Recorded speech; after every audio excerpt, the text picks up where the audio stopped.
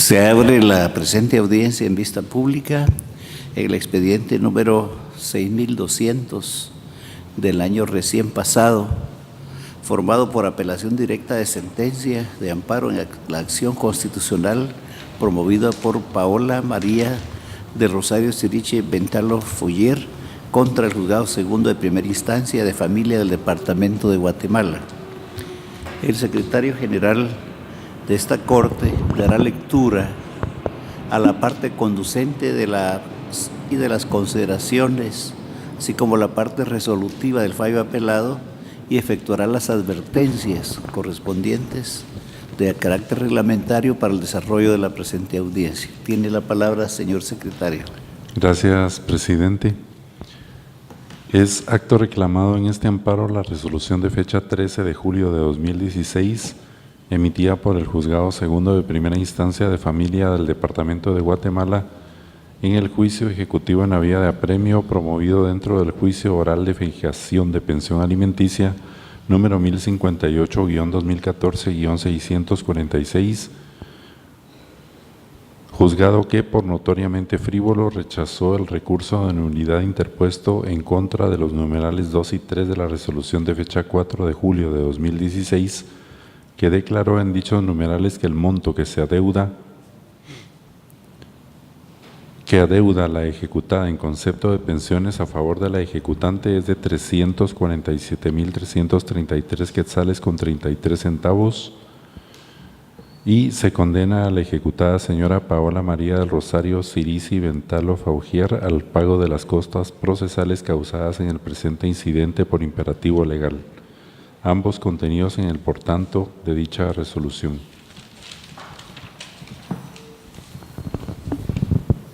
La Sala Segunda de la Corte de Apelaciones de Familia del Departamento de Guatemala, constituida en Tribunal Constitucional de Amparo, en su sentencia de fecha 12 de octubre de 2016, la apelada consideró: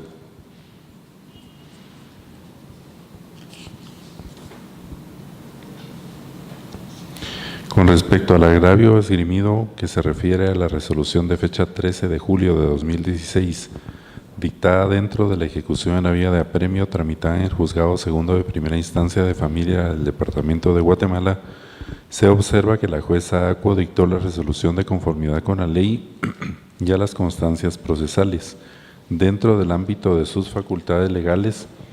Respecto de lo anterior hay jurisprudencia de la Corte de Constitucionalidad, como lo es la sentencia de fecha 24 de junio de 2008, emitida por la Corte de Constitucionalidad dentro del expediente 3796-2007, la sentencia de fecha 26 de enero de 2010 emitida por la Corte de Constitucionalidad dentro del expediente 4457-2009 y la sentencia de fecha 19 de enero de 2010 emitida dentro del expediente número 4344-2009 de la Corte de Constitucionalidad, que indican que de conformidad con el artículo 203 de la Constitución Política de la República de Guatemala, la potestad de juzgar y promover la ejecución de lo juzgado corresponde a los tribunales de justicia, ya que por su naturaleza constitucional tal potestad es de orden exclusivo e independiente, lo cual impide que el amparo pueda constituirse en una instancia revisora de lo resuelto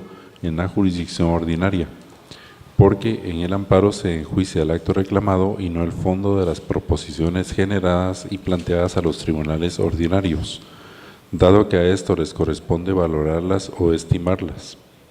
Derivado de lo anterior, se determina que el amparo solicitado debe ser declarado improcedente porque esta acción constitucional no es un medio de revisión de lo resuelto por los tribunales ordinarios, y el que lo decidido por la autoridad recurrida no esté conforme con la pretensión de la accionante no implica vulneración a su derecho constitucional de defensa y al principio jurídico del debido proceso, ni conculca otros derechos de la accionante. Se advierte que la amparista ha tenido la oportunidad de hacer valer los medios de defensa que ha estimado pertinentes, instando incluso a la justicia constitucional. Por lo expuesto, la presente acción constitucional de amparo debe ser declarada improcedente, debiéndose hacer las declaraciones legales respectivas. Con esos argumentos, el Tribunal Acuo resolvió: deniega por notoriamente improcedente la acción constitucional de amparo planteada por la señora Paola María del Rosario Cirici Ventalo Faugier en contra de la jueza segunda de primera instancia de familia del Departamento de Guatemala. Por lo considerado, se condena al amparista al pago de las costas por lo indicado. Se impone la multa de 1,000 quetzales a la abogada patrocinante, la que deberá ser efectiva en la tesorería de la Corte de Constitucionalidad dentro de los 5 días siguientes a partir de estar firme la presente sentencia. De lo contrario, se cobrará por la vía ejecutiva correspondiente. De conformidad con lo que establece la normativa reglamentaria aplicable a las audiencias, quien haga uso de la palabra deberá dirigirse directamente al tribunal, expresar sus alegaciones en forma oral de conformidad con el objeto de la vista pública previsto en el artículo 61 de estas disposiciones reglamentarias y no dar lectura a ningún documento salvo que para ello cuente con autorización previa del señor presidente. Deberá concretarse al asunto planteado, ser breve, conciso y preciso en su exposición. El artículo 66 del Acuerdo 1-2013 de esta Corte señala que cada una de las partes cuenta con un tiempo máximo de 15 minutos para la expresión de sus alegaciones. Es todo, señor presidente. Pueden hacer uso de la palabra en esta audiencia solicitante del amparo apelante y requeriente de la vista pública, Paola María de Rosario Cirici Ventalo Faugier, por medio de la mandataria especial general judicial con representación, abogada Ana Lucrecia Paloma Marroquín de Ortiz, quien actúa con su propio auxilio. Le dejamos en el uso de la palabra. Muchas gracias. Buenos días, honorables magistrados. Buenos días a todos los presentes. Y con su venia, señor presidente, me permito manifestar lo siguiente. Efectivamente, entre mi mandante y doña Patricia, su señora madre, existen múltiples reclamaciones, también existen pretensiones de distintos tipos entre mi mandante y sus hermanos que se discuten en distintas jurisdicciones. De conformidad con el debido proceso garantizado en nuestra Constitución, cada una de esas pretensiones deberá decidirse ante el tribunal competente y siguiendo el procedimiento preestablecido para cada una de esas pretensiones. Es esa nuestra solicitud el día de hoy ante ustedes, honorables magistrados, que se revise el error cometido por la honorable juzgadora de familia, pues violó flagrantemente el debido proceso al dictar una resolución. No estamos solicitando que se revise lo resuelto por ella en cuanto al fondo de la nulidad planteada. Estamos solicitando que se revise ese quebrantamiento al debido proceso en el que ella incurrió. Ruptura que no se puede permitir sin que se rompa también todo el sistema de justicia. Como ustedes podrán ver en los antecedentes del presente amparo, mi mandante interpuso un recurso de nulidad. Según la ley del organismo judicial, los jueces tienen la facultad de rechazar in limine, es decir, sin formar artículo, aquellos recursos notoriamente frívolos o extemporáneos. Como consta en autos, la señora juez rechaza el recurso de nulidad in limine, argumentando que el mismo era notoriamente frívolo. Sin embargo, a continuación, procede a resolver el fondo de la nulidad, argumentando que la resolución no era nula y ella expone las razones por las que ella considera que no se violó la ley que nosotros argumentábamos había sido violada. Es decir, que a pesar de que rechaza in limine, procede a resolver la nulidad como si hubiera diligenciado el incidente de nulidad, que es lo que ordena la ley del organismo judicial. Si se iba a resolver el fondo de la nulidad en cumplimiento del debido proceso, la señora juez debió haber tramitado el incidente y una vez terminado ese trámite, entonces proceder a resolver si se había violado o no la ley que nosotros argumentábamos. Es tan obvio la violación al debido proceso que en el decreto en el que ella rechaza para su trámite la nulidad, incluso nos condena a nosotros en costas de la nulidad, sin que se haya tramitado ese incidente del cual nos condena a nosotros en costas. Así las cosas, honorables magistrados, es obvio y consta documentalmente que se violentó la garantía del debido proceso, pues a pesar de que la señora juez estaba facultada para rechazar in limine, mezcló ambas resoluciones, ahorrándose ilegalmente o en contra de la ley el procedimiento incidental que debió en todo caso tramitar si ella consideraba que la resolución que nosotros impugnábamos no era nula. Es por eso, señores magistrados, que nos hemos visto en la necesidad de acudir a la acción constitucional simplemente para que se repare esta violación al debido proceso, se reencauce el procedimiento y se le ordene a la señora juez resolver nuestra solicitud de conformidad con las normas preestablecidas para la nulidad. Respetuosamente me permito solicitarles que el recurso de apelación sea declarado con lugar, se revoque la sentencia venida en grado y se ordene a la juez dar el trámite correspondiente al recurso de nulidad según la ley del organismo judicial. Muchas gracias. Para continuar, corresponde el turno a las terceras interesadas en el amparo, Patricia Eugenia Foller García de Cirici, quien actúa con el auxilio de la señorita abogada Nidia Marisol Fión Corsantes y Ana Cristina Ortega Silva. Tiene el uso de la palabra. Gracias, señor presidente. Buenos días, señores magistrados, señor secretario, abogados, público presente, Ministerio Público.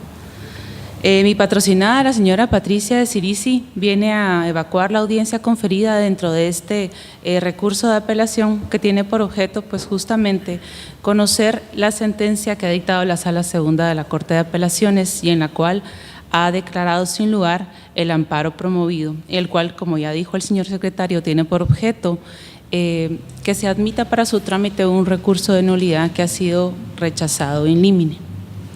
Pues efectivamente los antecedentes dentro del presente proceso lo constituye un juicio ejecutivo.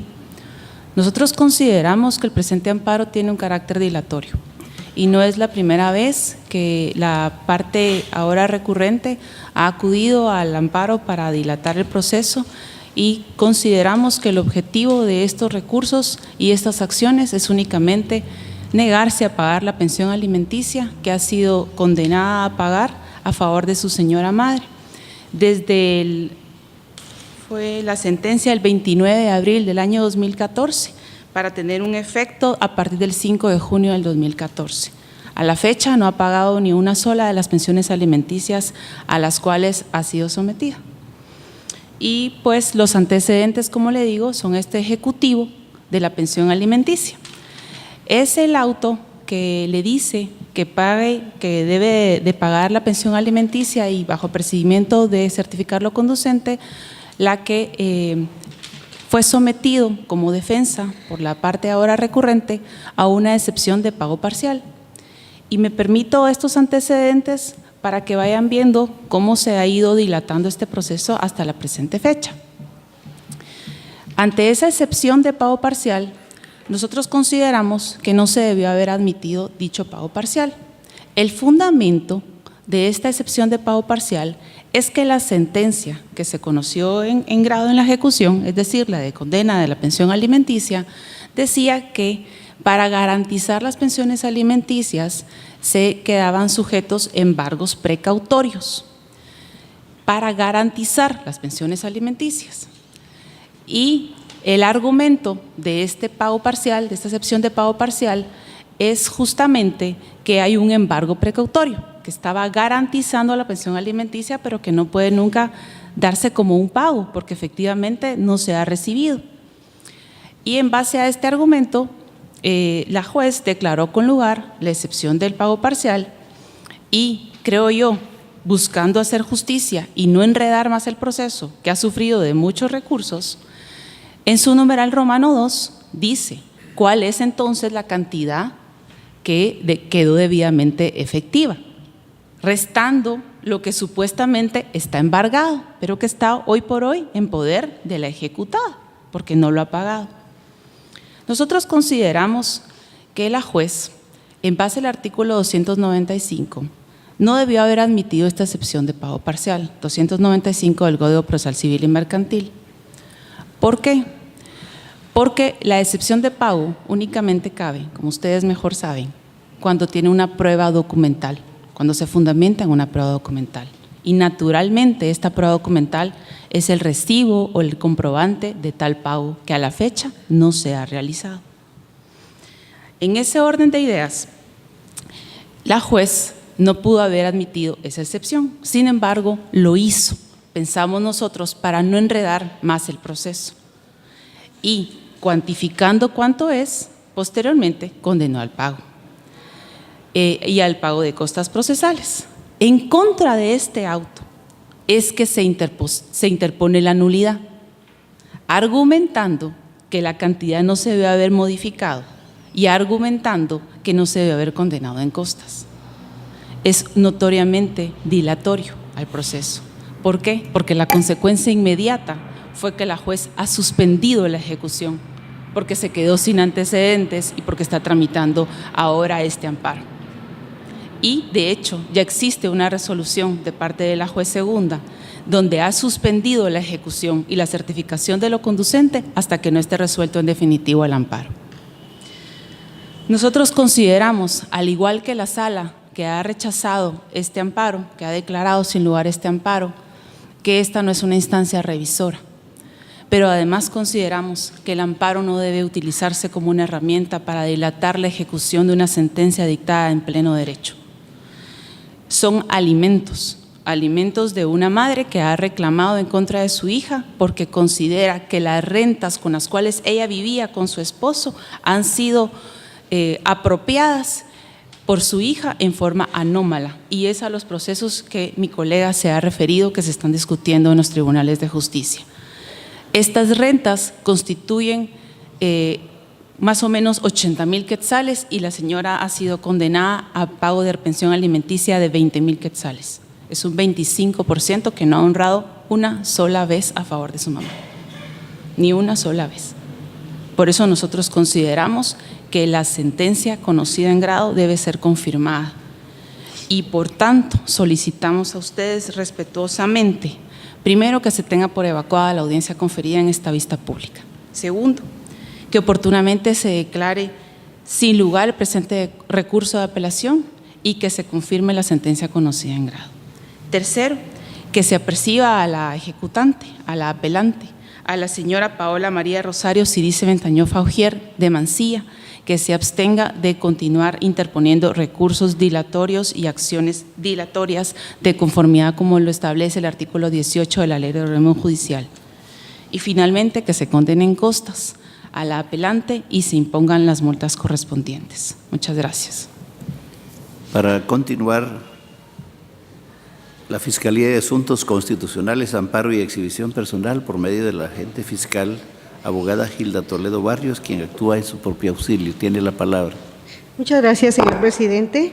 Señores magistrados y magistradas de la Corte de Constitucionalidad, la Fiscalía comparece dentro del expediente identificado por esta Corte con el número 6200-2016, formado por un recurso de apelación de sentencia de amparo de fecha 12 de octubre del 2016, emitido por la Sala Segunda de la Corte de Apelaciones de Familia del Departamento de Guatemala, que en su sentencia decide denegar la protección constitucional solicitada por la señora Paola María del Rosario Cirice Ventañó Faugier en contra de la jueza segunda de primera instancia del Departamento de Guatemala.